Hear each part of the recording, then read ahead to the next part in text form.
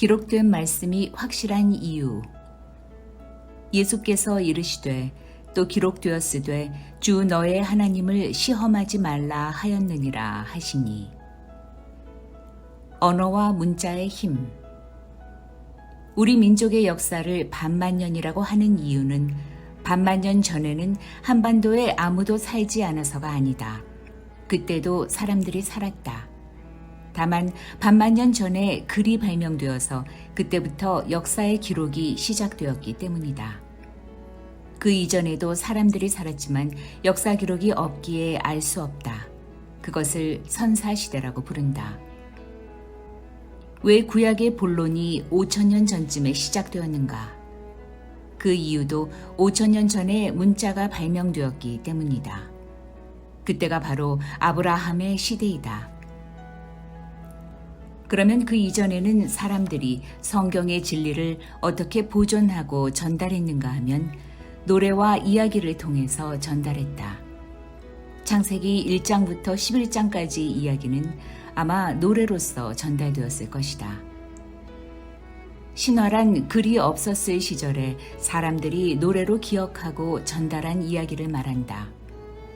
다만 그 속에 의미심장한 뜻이 담겨져 있었기 때문에 사람들이 그것을 통해서 배울 수 있었던 것이다. 창세기에는 글이란 말이 한 번도 나오지 않는다. 글이란 말이 최초로 등장하는 책이 출애굽기에 시내산에서 하나님이 돌판에 십계명을 쓰신 사건이다. 그것이 글에 대한 성경의 최초의 언급이다. 최초로 글을 쓰신 이가 사람이 아닌 하나님이라는 사실은 의미심장하다. 하나님께서 당신의 뜻을 인간의 글을 사용하셔서 전달하셨다는 뜻이다. 글은 인류 역사상 가장 위대한 발명품이지만 과거에 글을 읽고 쓸 줄 아는 사람은 극소수였다. 이것은 옛날 이야기가 아니고 중세 시대에도 글을 쓸 줄 아는 사람은 인구의 1%에 불과했고 당시 성직자 중에도 글을 쓰고 읽을 줄 아는 사람이 소수에 불과했다고 한다. 그렇기 때문에 그 옛날 구약 시대에 모세의 율법을 읽을 줄 아는 사람이 몇 명이나 되었을지는 의문스럽다. 왜 자유주의 신학자들이 모세의 율법 기록 시기를 후대로 추정하는가 하면 그건 구약 성경을 읽어봤을 때 이스라엘 백성들이 율법을 쉽게 접하고 읽었던 흔적이 나오지 않기 때문이다. 그러나 그것은 모세의 율법이 나중에 기록되었기 때문이 아니고 당시에 글을 읽을 줄 아는 사람이 극소수에 불과했고 책을 발행하는 기술도 원시적이어서 책이 널리 보급되지 못했기 때문이다. 우리는 다윗이 시편을 썼다는 사실을 알지만 다윗이 직접 글을 쓸 줄 알았는지에 대해서는 확실하지 않다. 오리지널을 누가 썼는가 하는 것은 아직까지 의문으로 남아있다. 그러나 그것은 문제가 되지 않는다. 과거에 자서전을 쓴 대통령 중에 자기가 직접 집필한 사람이 몇 명이나 되었을까? 문필가가 따로 있어서 대필해준다. 대통령으로부터 모든 중요한 정보를 전해받되 그것을 직접 쓰는 것은 전문 문필가가 한다.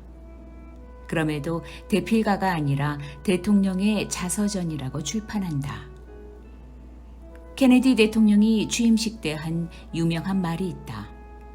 국가가 여러분을 위하여 무엇을 해줄 것을 묻지 말고 여러분이 국가를 위하여 무슨 일을 할 것인지 물어보라. 이 말은 원래 케네디가 생각한 말이 아니고 그의 스피치라이터인 테드 소렌슨이 생각한 문장이다. 하지만 케네디가 그것을 수용해서 자기 연설문에 포함시켰기 때문에 케네디의 말로 우리 머릿속에 각인되어 있다. 마찬가지로 모세의 율법도 모세의 가르침을 받은 사람들이 모세의 감독을 받아서 글로 썼다면 그것을 모세의 율법이라고 부르는 것은 아무런 문제가 되지 않는다. 우리는 성경 말씀을 하나님의 말씀으로 신뢰할 수 있다. 그 이유는 애초부터 성경이 하나님의 말씀을 보존하고 전달하는 데 있어서 보조적인 역할이 아닌 주된 역할을 부여받았기 때문이다. 그것을 보여주는 것이 본문에 예수님이 4번이나 기록되었으되 라는 말씀을 사용하신 것이다. 마귀의 거짓과 시험을 물리칠 수 있는 방편으로 예수님께서는 글로 기록된 하나님의 말씀을 인용하셨다. 여기에서 글의 중요성, 글의 권위가 잘 드러난다.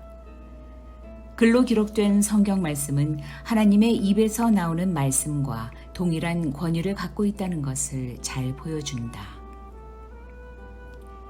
예수님은 기록된 성경 말씀이 곧 오리지널 하나님의 말씀으로 여기셨다. 그렇지 않다면 이 중요한 순간에 기록된 성경 말씀을 인용하지 않으셨을 것이다. 하나님은 당신의 진리를 보존하는 방법으로 그를 선택하셨다. 하나님이 행하신 일에 대한 증인이 있고 증거가 아무리 있어도 세월이 지나면 증인들은 세상을 떠난다. 사람들의 기억 속에서 사라져버린다. 그러면 후대 사람은 무엇을 근거로 하나님을 믿을 수 있는가? 그렇기 때문에 후대 사람들과 세상 모든 사람들을 위하여 증인들의 증언을 글로 기록하게 하신 것이다. 요한복음 21장 24절에 이 일을 증거하고 이 일을 기록한 제자가 이 사람 요한이라 우리는 그의 증거가 참인 줄 아노라. 증거하고 기록했다고 했다. 그 증거가 참이라고 말했다. 이것은 요한에게만 해당되지 않고 성경 모든 책에 해당된다. 예수님의 부활, 왜 40일만 계셨다가 승천하셨을까? 한 40년쯤 계시면서 부활을 증거하셨으면 더 좋지 않았을까? 이 문제를 오늘 설교 내용과 관련지어 생각해보면 믿는 사람에게는 40일이 족하고 못 믿는 사람에게는 40년도 부족하다. 예수님의 부활을 우리가 눈으로 직접 봐야 믿겠다고 한다면 이 세상에서 예수님의 부활을 믿을 사람은 그리 많지 않을 것이다. 그건 불가능하다. 2000년 전에 이미 일어난 사건인데 우리가 과거의 임진왜란을 가서 볼 수 없는 것처럼 과거의 6.25 전쟁을 다시 가서 볼 수 없는 것처럼 내가 직접 눈으로 목격해야만 믿을 수 있다고 한다면 우리 중에 예수님의 부활을 믿을 수 있는 사람은 아무도 없을 것이다. 그러나 우리가 예수님의 부활을 믿을 수 있는 근거는 예수님의 부활을 목격한 사람들의 증언을 신뢰하기 때문이다. 삼국사기는 1145년 고려시대의 김부식에 의해 기록되었다. 신라가 멸망한 것이 935년이니까 신라가 멸망하고 210년이 지난 후에 그 이전의 역사가 기록되었다는 것이다. 김부식이 직접 보고 쓴 것이 아니다. 그도 남의 얘기를 듣고 쓴 것이다. 그렇지만 유일하게 남아있는 역사 기록이기 때문에 우리는 그 책을 통해서 과거 역사를 알 수 있는 것이다. 호모의 일리아드는 현존하는 고대 그리스 문학 중에 가장 오래된 작품이다. 일리아드는 트로이 전쟁을 소재로 해서 쓴 작품이다. 그런데 정말 트로이 전쟁이 역사에서 일어났는지, 호모라는 인물이 정말 존재했는지, 호모가 정말 일리아드를 쓴 것인지 그것조차도 불분명하다. 그리고 실제로 트로이 전쟁이 일어났다 하더라도 주전 1250년경의 사건인데 호모가 일리아드를 쓴 때는 아무리 과거로 잡아도 주전 800년경이다. 그러니까 트로이 전쟁이 발생하고 450년 후에 그 책을 썼다는 얘기다. 또 하나의 예를 들면 임진왜란의 전투 도중에 가장 오래된 작품은 임진왜란이 끝나고 200년 후에 제작된 그림이다. 그러니까 화가가 자기가 직접 임진왜란을 보고 그린 것이 아니라 남의 얘기를 전해 듣고서 자기의 상상력을 동원해서 그 그림을 그렸다. 여기에 성경을 비교하면 구약과 신약을 비교하면 비교가 되지 않는다. 정확성, 역사성, 신뢰성에 있어서 그들이 그것을 경험하고 그것을 글로 기록한 것이 신약 성경인데 우리는 신약 성경에 기록된 사도들의 증언을 신뢰한다. 그것이 우리가 믿을 수 있는 근거다. 예수님의 부활도 마찬가지이다. 의심하는 사람에게는 아무리 많은 증거가 있어도 의심하기 마련이다. 의심하려면 한도 끝도 없다. 우리는 어느 시점에서는 의구심의 종결을 찍고 우리 인생에 대한 결단을 내려야 한다. 교회 다니는 자매들이 평소에는 예배도 빠지던 사람들이 결혼을 앞두고는 기도원에 가서 금식 기도를 하는 이유가 무엇인가? 자신의 의구심에 종결을 찍을 필요를 느끼기 때문이다. 이 사람이 옳은가? 아니면 더 좋은 사람이 있을까? 내가 손해보는 건가? 이런 생각하면 한도 끝도 없다. 그렇기 때문에 나의 의문의 어느 선에서는 종교를 찍고 이 사람이다. 더 이상 찾지 않겠다. 이게 하나님의 뜻이다. 이런 확신이 필요한 것처럼 우리 인생의 모든 것이 다 그렇다. 우리는 늘 이쪽으로 갈까 저쪽으로 갈까 돌아서 갈까 기다릴까 살까 죽을까 투자할까 회수할까 늘 주저하면서 산다. 그러나 믿음이란 것은 우리의 의문의 종결을 찍고 내 인생에 대하여 중요한 결단의 순간에 하나님이 주신 증거를 가지고 우리가 결정해야 되는 부분들이 있다. 내가 세례를 받을 것인가? 내가 기독교인이 될 것인가? 내가 이 봉사의 일을 맡을 것인가? 내가 신학교에 갈 것인가? 내가 믿음으로 살 것인가? 이 결정을 누가 나 대신 해주는 것이 아니다. 나 대신에 해주는 사람은 없다. 그렇기 때문에 내가 갖고 있는 모든 정보를 최대한 활용하되 결정적인 순간에는 내가 결정을 내리고 그리고 거기에 대해서는 더 이상 뒤를 돌아보지 말아야 한다. 예수님 말씀에 손에 쟁기를 잡고 뒤를 돌아보는 자는 내게 합당치 않다고 하셨다. 손에 쟁기를 잡았으면 밭을 갈아야지 뒤를 돌아보면 안 된다. 이 성경의 신빙성은 비슷한 시대의 다른 문헌을 비교하면 확실하게 드러난다. 첫째는 삼국사기를 생각해보자. 삼국사기는 삼국시대와 고조선에 대한 유일한 역사적인 기록이다.